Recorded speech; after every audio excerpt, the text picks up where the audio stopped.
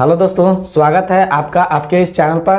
तो आज हम पॉलिटी का एक महत्वपूर्ण अंग हिस्सा देखेंगे। देखिए, ये आपको पॉलिटी समझने में और पॉलिटी को पढ़ने में बहुत ही मदद करेगा, समझ को पूरी तरह से विकसित करेगा। ये नॉर्मली तौर पर आमतौर पर देखा जाता है, आपको 11वीं के बुक में ही देखा जाता है। जैसे आपको पॉलिटी पढ़ना है, ठीक है, तो आप डायरेक्ट पॉलिटी स्टार्ट कीजिएगा तो हो सकता है आपको कुछ अंगे मतलब समझ में नहीं आए, लेकिन कुछ चीज़ें दुनिया की सरकारें आपको समझ में नहीं आए। अगर पॉलिटी में किसी चीज़ का कभी इस बात का जिक्र हो सकता है कि आपको कहीं फेडरल का पता नहीं होगा, उसके बाद यूनिटरी क्या होता है पता ही नहीं होगा, संघीय व्यवस्था क्या होता है, एकात्मक व्यवस्था, ये सब पता ही नहीं रहेगा। तो उस वक्त जब आप पॉलिटी पढ़िएगा तो आपको उस वक्त बहुत दिक्कत होगा कि क्या होता है, ये क्या होता है, समझ ही नहीं आएगा। तो उसी चीज़ के लिए पॉलिटी सबसे पढ़ने से पहले ये कुछ अंगों को आपको देखना बहुत जरूरी है। संघवाद आज हमसे देखेंगे, इसके बाद हमसे देखेंगे विधायिका, कार्यपालिका और न्यायपालिका। ये महत्वपूर्ण, मतलब इसके डेप्थ में नहीं चलेंगे, बस ऊपर ऊपर ही चलेंगे। लेकिन संघवाद है जो आपके एग्जाम से किस तरह इंपॉर्टेंट हो सकते हैं। तो देखिए, अगर आप कहीं पर आंसर राइटिंग के लिए, जैसे स्टेट कोई भी स्टेट पीसीएस होगा उसमें आपको काम आएगा। उसके बाद अगर आप यूपीएससी का एस्पिरेंट है तो उसमें भी, मतलब हर वो एग्जाम जिसमें आपको आंसर राइटिंग करने के लिए आएगा, तो ये बहुत ही इंपॉर्टेंट है। और साथ में पॉलिटी पढ़ने से पहले ये बहुत ही इंपॉर्टेंट है। साथ में आपको ये भी पता चलेगा कि दुनिया में जैसे बहुत सारे प्रशासन व्यवस्था चलते हैं, जैसे कहीं कहीं पर लोकतंत्र देखने को मिलेगा, कहीं कहीं पर आपको साम्यवादी देखने को मिलेगा, कहीं तानाशाही देखने को मिलेगा, है ना, कहीं कहीं पर आपको सैनिक शासन देखने को मिलेगा। ये सारी चीज़ें देखने को मिलेगी, लेकिन हम वो सब में नहीं हिलेंगे, हम सीधा लोकतंत्र में आता है। जैसे वैसे देशों के बारे में जहाँ पर लोकतंत्र तो है लेकिन वहाँ पर व्यवस्था भी बिल्कुल अलग की गई है। जैसे एक होता है संघीय और एक होता है एकात्मक, तो वो कहीं और नहीं, हमको संघवाद में ही पढ़ना होता है। तो इस दोनों पोर्शनों को हम सब समझते हुए आज चलते हैं। देखिए, इसको दो हिस्सों में विभक्त करेंगे और एक तरफ लिखेंगे संघीय व्यवस्था, संघीय प्रणाली, संघीय प्रणाली,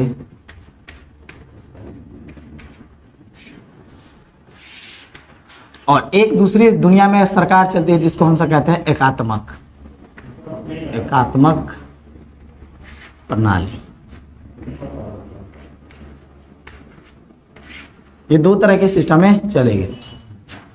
अब ये ज्यादातर उन देशों में देखने को मिलता है जहां पर लोकतंत्र स्थापित है, जहां पर न है वहां तब तो कोई बात ही नहीं, अपना ही सब कुछ है।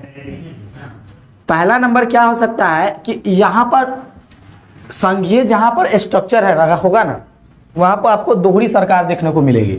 अब मतलब सबका समझाते हैं, यहाँ पर दोहरी सरकार, और यहाँ पर जो मिलता है वो आपको एकल सरकार मिलती है।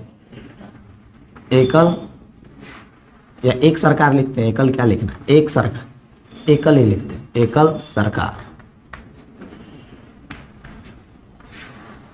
अब जैसे में हम कह सकते हैं यूएसए एक दोहरी सरकार वाला देश है, और भारत की बात की जाए तो भारत में एकल सरकार जैसी व्यवस्था। कहने का मतलब क्या, जैसे इसकी बात की जाए दोहरी सरकार का, तो अमेरिका की हम अगर बात करते हैं तो वहां पर स्टेट की संख्या टोटल 50 है, लेकिन हर स्टेट का अपना एक संविधान है और हर स्टेट का अपना एक सुप्रीम कोर्ट है, ठीक है, हर स्टेट में अपना एक सरकार है। वहाँ पर है, भारत में भी सेम सिस्टम है, लेकिन यहाँ पर एक ही संविधान है पूरे भारत भर में। लेकिन वहाँ क्या है, 50 राज्यों में 50 संविधान है अलग अलग क्षेत्र का। उसके बाद वहाँ पर 50 सुप्रीम कोर्ट है, यहाँ पर क्या है, सिर्फ एक सुप्रीम कोर्ट है। वहाँ पर कानून बनाने के लिए सबका अपना अपना है, यहाँ पर भी है, लेकिन सबसे ऊपर एक ही है, संसद है, संघ का जो चलता है। अब ये सिस्टम तो ठीक है, आगे क्या हो सकता है। अब जैसे यहाँ पर क्या है कि एकल सरकार जो होता है ना, वो केवल केंद्र में ही काम करे, यानी एक ही पूरे देश पर, क्षेत्र पर अधिकार रहता है, पूरे देश का मामला सिर्फ एक ही संभाल सकता है। उसके बाद दोहरी सरकार की बात की जाए तो उसमें आपको नागरिकता अगर लेना होगा तो आप यूएसए की नागरिकता भी लेंगे, साथ में अगर मान लीजिए आप न्यूयॉर्क में रहते हैं तो न्यूयॉर्क की नागरिकता भी जरूरी होगी। अगर मान लीजिए वाशिंगटन डीसी में रहते हैं तो आपको भारत की नागरिकता तो होनी ही चाहिए, प्लस में आप जिस स्टेट में रहे उसकी भी नागरिकता होनी चाहिए। लेकिन भारत में ऐसा सिस्टम नहीं है। क्यों?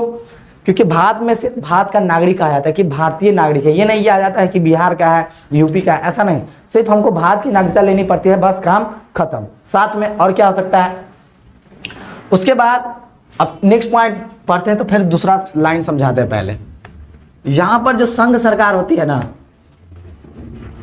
और राज्य सरकार, दोनों बराबर होता है, लेकिन यहां पर सिस्टम जो होता है ना, यहां बिल्कुल अलग होता है। यहां पर सबसे पावरफुल होता है संघ, ज्यादा पावरफुल होता है राज्यों से।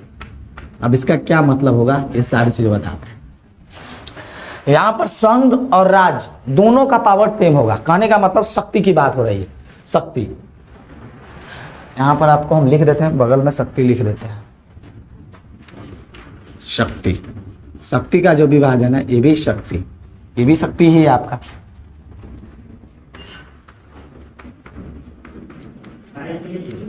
अब देखिए यहां पर क्या है, संघ सरकार की पावर और राज्य सरकार की पावर दोनों सेम होगा। कहने का क्या तात्पर्य है, होगा क्या मतलब, अब जैसे मान लीजिए अमेरिका में 50 राज्य हैं, अगर वो 50 राज्य में से कोई एक राज्य ऐसा कह दे कि हमको अमेरिका में नहीं रहा, हमको अलग देश बनाना है, तो क्या अमेरिका उसको रोक सकता है? बिल्कुल नहीं, वो ऑटोमेटिक अलग हो जाए। क्यों? क्योंकि दोनों का पावर क्या सेम है, कोई किसी को रोकने वाला नहीं है। ये अलग है, ये अलग है, दोनों का पावर सेम सेम है। यानी ये जब मन करेगा ये अलग हो जाएगा, जब मन करेगा ये अलग हो सकता है।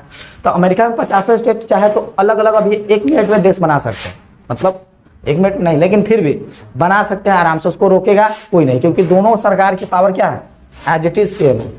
अब बात की जाए यहाँ पर भारत की बात की जाए तो भारत में क्या है, संघ सरकार सबसे पावरफुल है, लेकिन राज्य सरकार क्या है, कमजोर है। दोनों में फर्क क्या हो सकता है, देखिए संघ सरकार और राज्य सरकार। अगर भारत की बात की जाए तो भारत क्या है, शुरू शुरू में जब आज़ाद ही हुआ था तो भारत कई खुंडियों में टूटा हुआ था।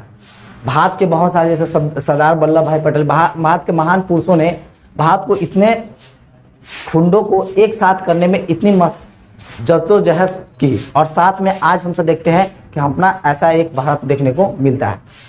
अगर वो सिस्टम भारत में होता तो दिन दहाड़े लोग अलग हो जाते। उधर कहता, पंजाब वाला कहता हमको खालिस्तान बना दो, दक्षिण वाला कहता कि हमको द्रविड़ नाडु बना दो, त्रिपुरा लैंड अलग की मांग करता है ना। ऐसे ऐसे राज्यों की मांग, अलग अलग देश बनाने की मांग हमेशा उठती रही है। तो भारत में वैसा सिस्टम होता तो अभी भारत फिर कई टुकड़ों में बट गया होता। तो अगर मान लिया जाए कि भारत में कोई ऐसा राज्य हो जो कहे कि हमको भारत में नहीं रहना, हम अलग देश बनाना चाहते, तो वहाँ का जनता कर रहा है तो चलो कोई दिक्कत नहीं है, ज़्यादा नहीं होना चाहिए, ज़्यादा लेवल पर आ जाए संघ के नज़र में। और वहाँ का मान लीजिए कि कोई मुख्यमंत्री कह दे कि नहीं, हमको मुख्यमंत्री को संगठन पूरा जनता का बना ले कि हमको भारत में नहीं रहना, हमको अलग बनाना, तब इधर से राष्ट्रपति जी कहेंगे, तब इधर संघ आएंगे। संघ मतलब संघ का जो अति होता है वो राष्ट्रपति होता है ना, तब इधर से राष्ट्रपति आएगा, कहेंगे कि राष्ट्रपति सीधे शासन लगेगा, 356 लग जाएगा, कहानी खत्म होगी, इसकी सरकार पूरी तरह से भंग हो जाएगा और हटो। अब पूरा राज्य किसके अंडर में आ जाएगा, तो सीधे संघ के अंदर में। तो यहाँ पर आपका क्योंकि राज्य छुटका है, ये बड़का है, तो बड़का जे चाहेगा वो कर सकता है, लेकिन यहाँ पर कोई सब बराबर है। तो आपको बात ये समझ में आया, शक्ति जो है, तो इसीलिए भारत में कैसी व्यवस्था मिलती है, एकात्मक व्यवस्था देखने को मिलती है, और ये संघीय व्यवस्था में दोनों का पावर सेम होता है। चलिए अब नेक्स्ट पॉइंट पर चलते हैं, तीसरा नंबर पर। यहां पर जो होगा ना, लिखित संविधान होगा, लिखित संविधान,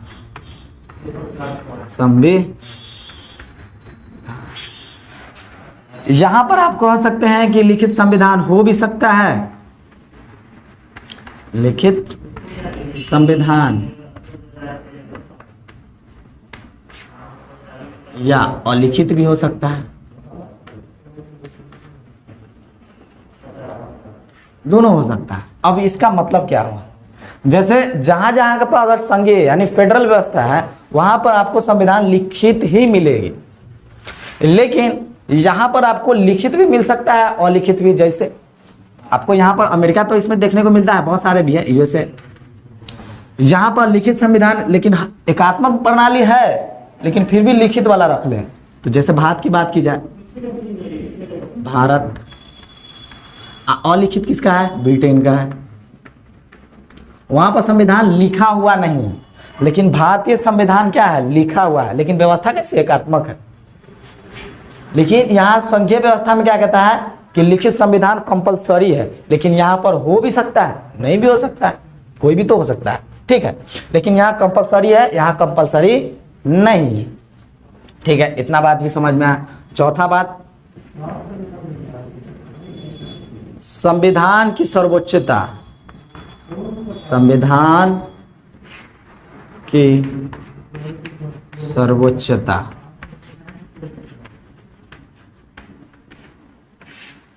यहां संविधान सर्वोच्च हो भी सकता है और नहीं भी हो सकता है।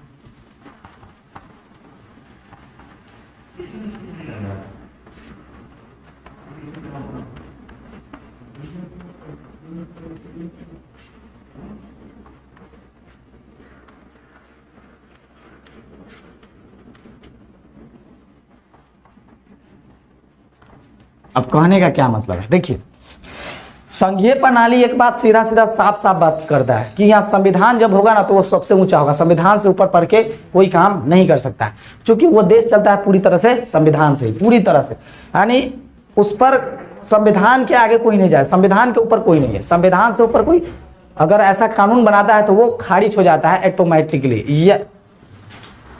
लेकिन यहाँ क्या है, संविधान सर्वोच्च हो भी सकता है और नहीं भी। जैसे यूएसए तो यहाँ इस फेडरल में पूरा बैठ रहा है कि पूरी तरह से संघीय प्रणाली है, तो ये पूरा सिस्टम कंपलसरी है। लेकिन यहाँ पर क्या कहता है, यूनिटरी व्यवस्था में जहाँ पर होगा वहाँ कहता है कि आपका संविधान सर्वोच्च रखना है तो रखिए, नहीं रखना है नहीं रखिए, कोई दिक्कत नहीं। लेकिन भारत की बात की जाए तो ये क्या है, भारत में जैसे उदाहरण लिया जाए तो भारत में क्या है, संविधान सर्वोच्च है। लेकिन ब्रिटेन की बात की जाए तो ब्रिटेन में संविधान सर्वोच्च नहीं है। ब्रिटेन में क्या है, संविधान से ऊपर कौन है, राजा है, राजा जो, हाँ ब्रिटेन में आप जानते हैं राजा। लेकिन यहाँ पर सर्वोच्च होना चाहिए, यहाँ पर रखने का मन है तो रखिए, नहीं तो नहीं रखिए, कोई दिक्कत नहीं। फिर पांचवा, संविधान जो होगा ना यहाँ कठोर होता है,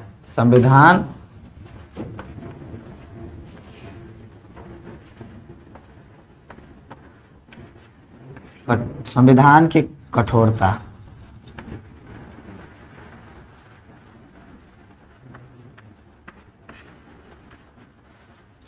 यहां पर क्या कहता है कि आपको संविधान कठोर भी हो सकता है, संविधान कठोर या लचीला, दोनों हो सकता है। अब ये कठोर लचीला क्या होता है, कठोर का मतलब ये नहीं कि कोई दीवार पत्थर, ऐसा नहीं। कठोर का मतलब ये नहीं कि कोई पत्थर पर लिखा हो संविधान, नहीं, ऐसा कोई बात नहीं है।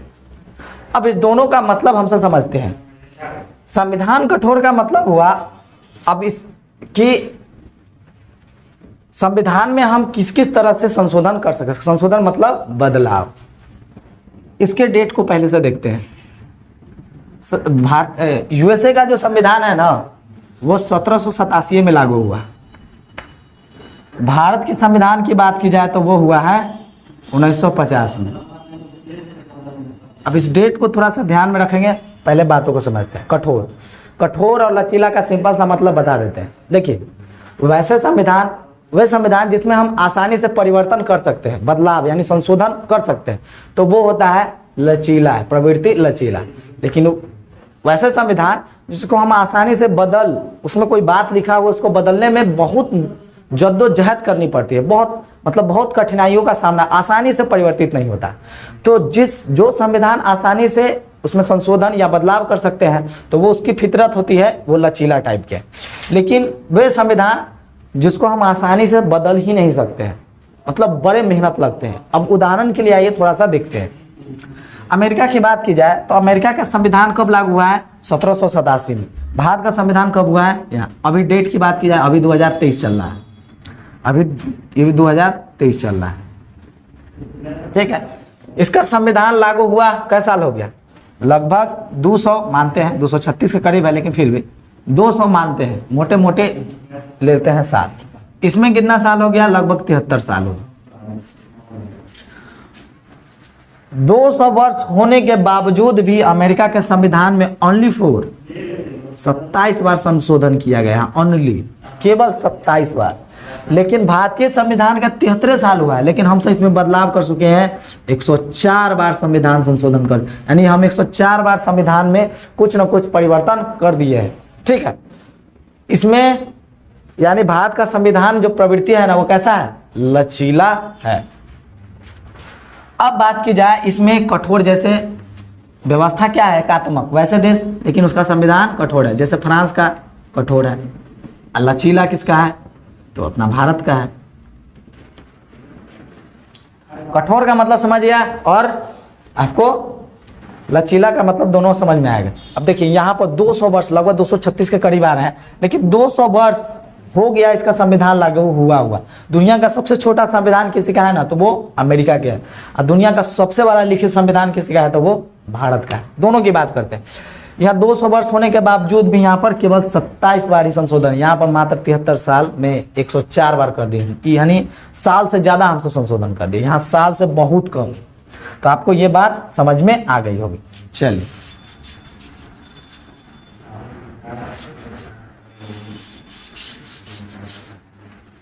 अब छठे नंबर के देखते हैं।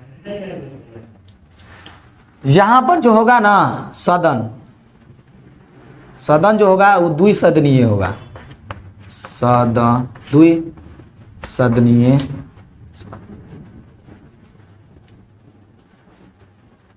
द्विसदनीय व्यवस्था।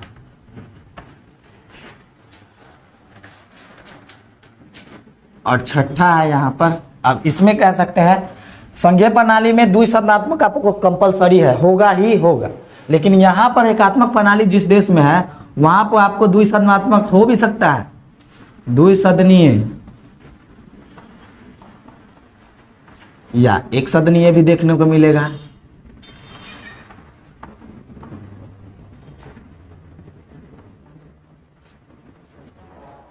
अब दोनों में क्या मतलब है, एक सदनीय देखना। अब ये कहता है कि आपको कंपलसरी 200 सदन रखना ही होगा, कौन संघ, लेकिन एकात्मक क्या कहता है, आप 2 रखना है 2 रखिए, 1 रखना है 1 रखिए, कोई दिक्कत नहीं। अब बात करते हैं द्विसदन होता क्या। जैसे संसद की बात करें, संसद 3 चीजों से मिलकर बनती है, जैसे राष्ट्रपति होते हैं, लोकसभा और राज्यसभा। तो ये लोकसभा और राज्यसभा जो होते हैं, लोकसभा मतलब क्या, हम लोगों का यानी जनता का जो प्रतिनिधि बैठता है वो सरकार में। राज्यसभा का मतलब जो राज्यों का प्रतिनिधि बैठता है वो। तो लोकसभा राज्यसभा जिस तरह हमारे यहाँ क्या है, लोकसभा राज्यसभा, तो हमारे यहाँ कैसी व्यवस्था है, द्विसदनीय व्यवस्था, ठीक है। लेकिन हम सब प्रणाली कैसा है, एकात्मक है। यहाँ बात की जाए तो अमेरिका में द्विसदनात्मक है, ये है शुरू से है, हमेशा ही रहा। वहाँ पर क्या है, सीनेट है और हाउस ऑफ रिप्रेजेंटेटिव है, तो यहाँ पर भी 2 सदन है। और उसकी बात की जाए, भारत तो इसमें द्विसदन में बैठ जाता है, चलो ठीक है। लेकिन जैसे चाइना की बात की जाए तो चीन में 1 सदन है, China democratic Republic of China, 1 party मात्र, देखिए कोई विरोधी है ये नहीं, बस ऐसे ही। यानी वहां पर 1 सदन है, लेकिन अपने यहाँ 2 सदन, लेकिन प्रणाली कैसा है, एकात्मक। चाइना में प्रणाली है एकात्मक, लेकिन रखले है 1 ही। तो ये एकात्मक का मतलब आपको मन है तो 2 सदन रखिए, ना तो 1 रखिए, कोई दिक्कत नहीं।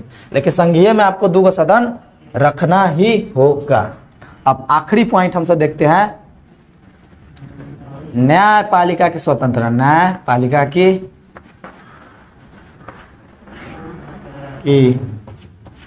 स्वतंत्रता।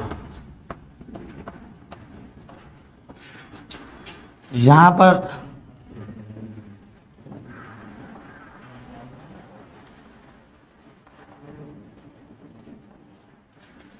न्यायपालिका स्वतंत्र रखना है तो रखिए, नहीं रखना है नहीं रखिए। स्वतंत्र या अस्वतंत्र भी हो सकता है। यहाँ पर आपको यहाँ पर कंपलसरी है, यहाँ पर क्या है, न्यायपालिका। न्यायपालिका का मतलब क्या हो, कोर्ट जो न्याय सुनाते हैं, जैसे आपका हाई कोर्ट हो गया, सुप्रीम कोर्ट हो गया या डिस्ट्रिक्ट कोर्ट हो गया, है ना। तो ये सब अभी हम आप जैसे विधायिका पढ़ाएंगे, कार्यपालिका, न्यायपालिका, ये पढ़ाएंगे, ये तीनों वीडियो कंटिन्यू लाते रहेंगे, ठीक है। उसके बाद आप पॉलिटी पढ़िएगा ना, यूं समझ में आएगा। यहाँ पर क्या है, संविधान आपको स्वतंत्र भी हो सकता है और अस्वतंत्र भी, दोनों हो सकता है। आपको कहने का मतलब क्या हुआ, जैसे मान लिया जाए अगर संविधान बोल रहे हैं, न्यायपालिका अगर स्वतंत्र न रहे तब क्या होगा, तब होगा मान लीजिए कि यहाँ से नेताजी रहे, नेताजी के कोई रिश्तेदार कुछ कांड कर दिया, मर्डर वर्डर कर लिया, चाहे कुछ लूटपाट कर लिया, है ना, तो अब क्या हुआ, केस में धरा गया, तो कहाँ जाएगा, जाएगा न्याय के लिए न्यायपालिका में, कोर्ट में ही तो जाएगा।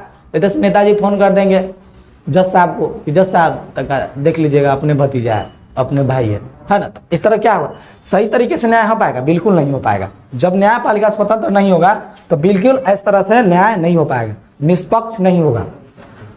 और उसके बाद अगर वह अभी की बात की जाए, भारत में क्या है, न्यायपालिका बिल्कुल तरह स्वतंत्र है, वो अलग है, अलग काम करता है, वो तो किसी को देखना है, नेता से कहता है इसे, उसका जो वकील होता है ना वो नहीं वैल्यू लेता है, बराबर IG IPS IAS सब कोई वैल्यू नहीं लेता है कोर्ट में। क्यों?